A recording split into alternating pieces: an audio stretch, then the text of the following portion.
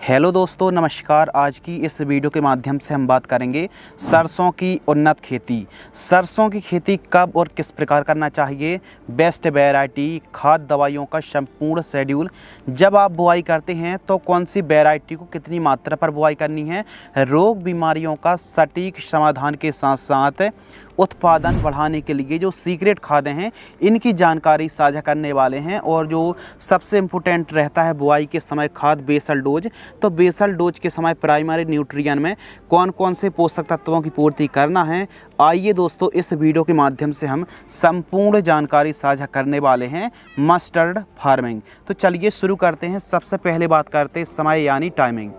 तो सरसों की खेती करने का जो सबसे बेस्ट समय है सितंबर से अक्टूबर महीने के बीच में आप बुआई कर सकते हैं। लेकिन जो मध्य अक्टूबर रहता है यानी 15 अक्टूबर के आसपास यदि आप सरसों की बुआई करते हैं तो यह समय सबसे बेस्ट माना जाता है।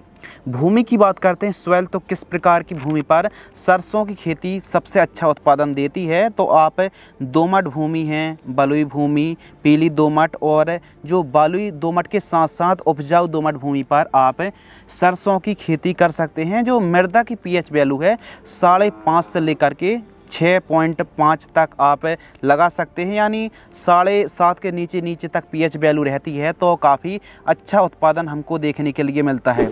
उत्तम जल निकास का प्रबंध होना बहुत ज़्यादा ज़रूरी है। और सरसों खेती परंपरागत तरीके की तुलना पर यदि आप छोटी छोटी क्यारी मेड़ बना करके यानी बेड बना करके यदि आप खेती करते हैं तो पैदावार और भी शानदार देखने के लिए मिलेगी।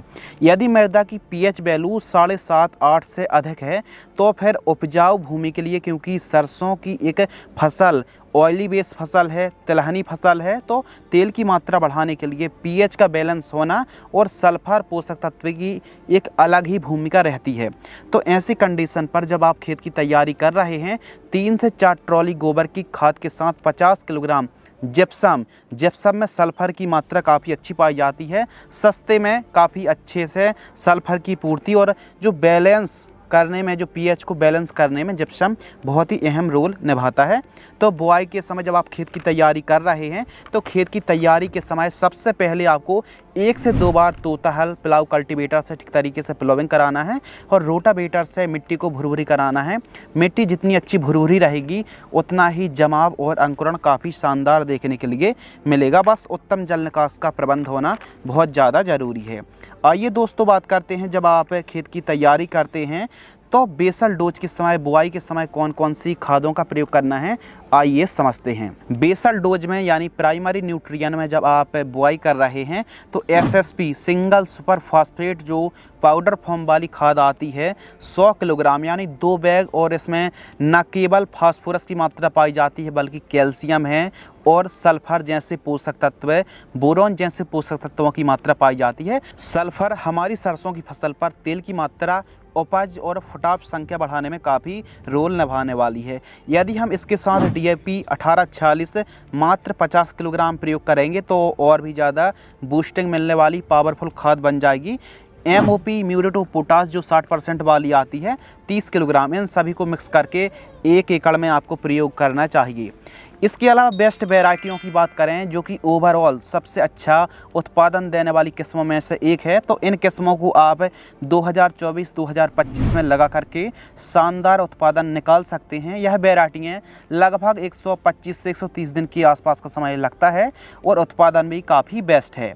पहले नंबर पर जो हमने सरसों की वैरायटी रखी है पायोनियर की 45S46, जिसकी कीमत की बात करें तो 1000 रुपये के आसपास कीमत देखने के लिए मिलती है।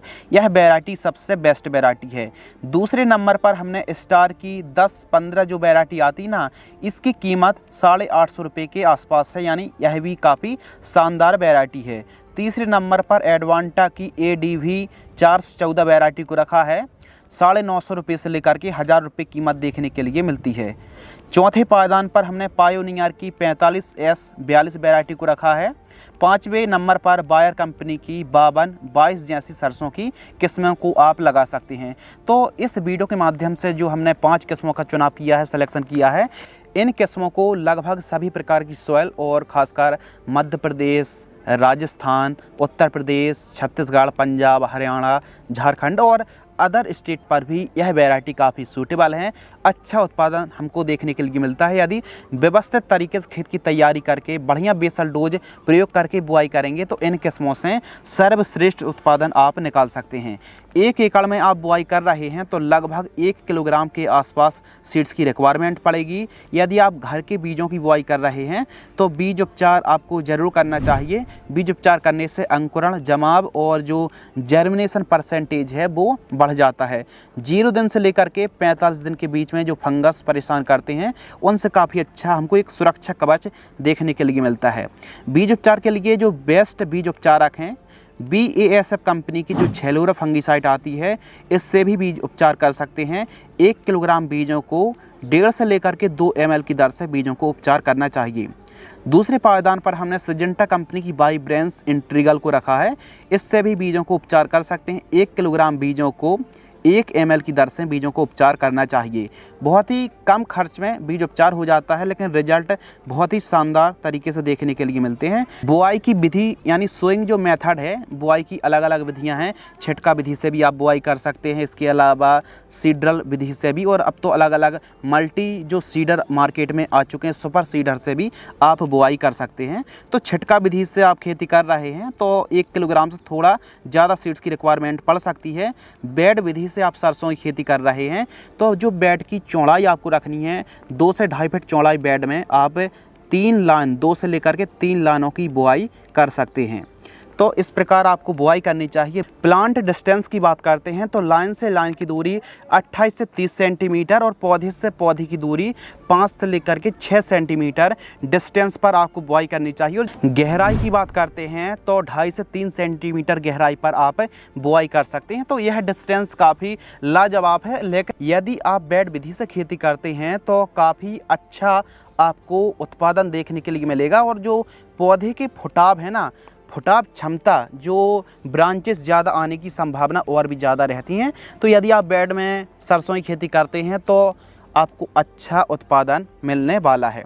सिंचाई की बात करते हैं एरीगेशन की, तो सबसे पहले तो आपको बुआई कर देनी है और फ्लैट एरीगेशन से आपको सिंचाई करनी है।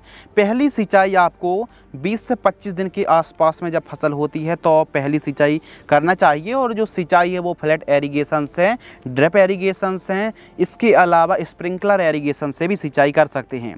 इसके अलावा जो अगली सिंचाई है, फूल आने से पहले सिंचाई ज़रूर करें, ताकि जब फ्लावरिंग स्टेज पर हमारी फसल हो तो जड़ों के पास हल्की सी नमी होगी तो जो फ्लावरिंग सेटिंग है वो काफ़ी शानदार होने वाली है और फूलों की संख्या भी काफ़ी अच्छी आएगी। यदि फूलों की संख्या अच्छी आती है, पौधा स्वस्थ रहता है, सेहतमंद रहता है, तो पैदावार भी हमको काफ़ी शानदार मिलने वाली है।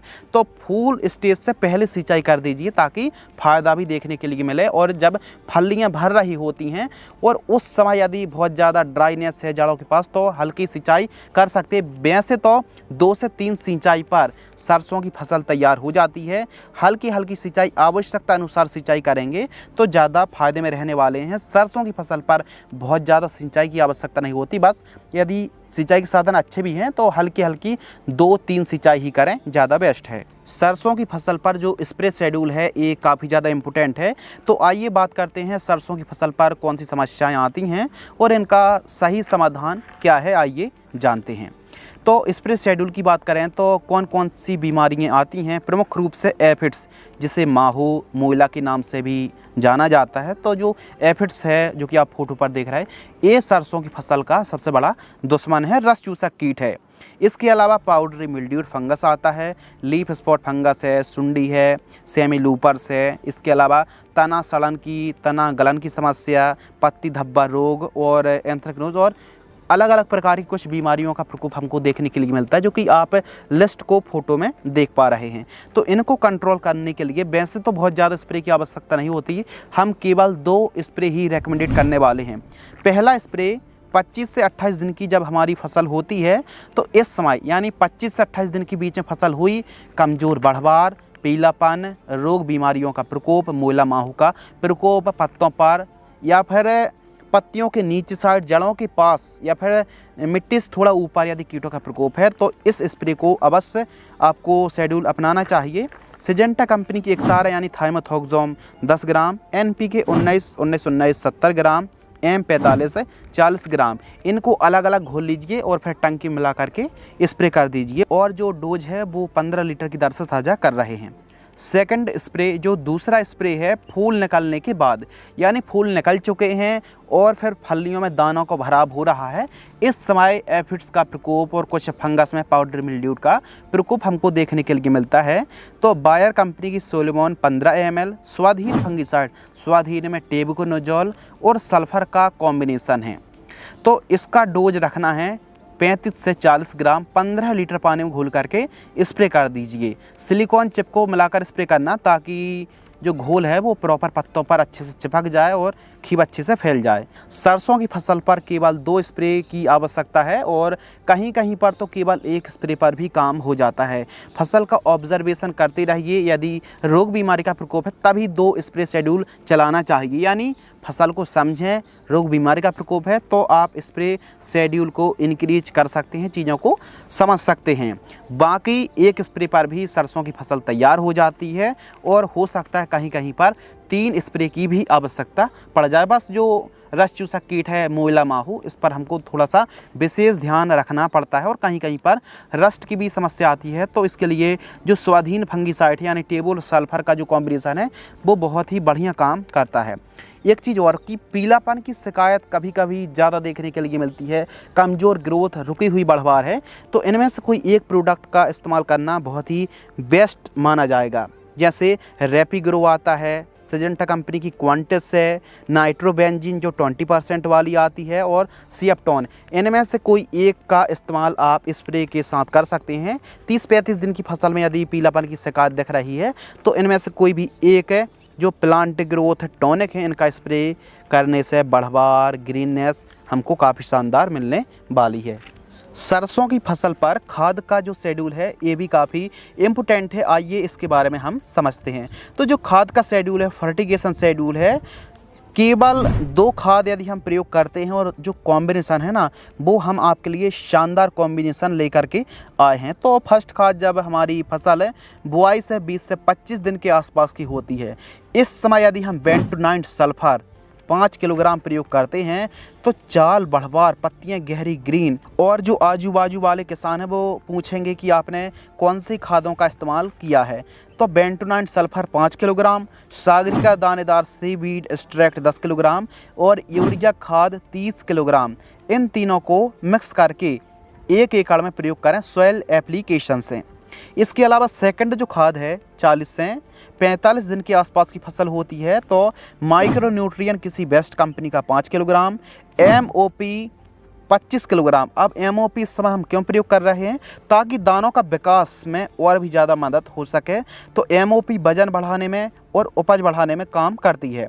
यूरिया खाद 45 किलोग्राम, इन तीनों को मिक्स करके 1 एकड़ में प्रयोग करें। और जो खाद है ना वो आप सुबह मॉर्निंग टाइम प्रयोग ना करें, और यदि आप इसको दोपहर के समय या फिर शाम टाइम प्रयोग करेंगे और सिंचाई करेंगे तो आपको रिजल्ट लाजवाब देखने के लिए मिलने वाले हैं। तो मॉर्निंग पर यूरिया खाद प्रयोग करने से, सल्फर या फिर अन्य पाउडर फॉर्म वाली जो खादें आती हैं इनका प्रयोग करने से पत्तों पर चिपक जाती हैं, जिसमें स्कॉर्चिंग की समस्या, फिर अन्य पत्तियों में जलन की समस्या आ सकती है। तो इसीलिए जब पत्तों पर ओस ना हो, शबनम ना हो, तो उस समय खाद का प्रयोग करेंगे ताकि पत्तों पर ना चिपके, और खाद दे करके प्रॉपर सिंचाई करें, लाजवाब रिजल्ट देखने के लिए मिलेंगे।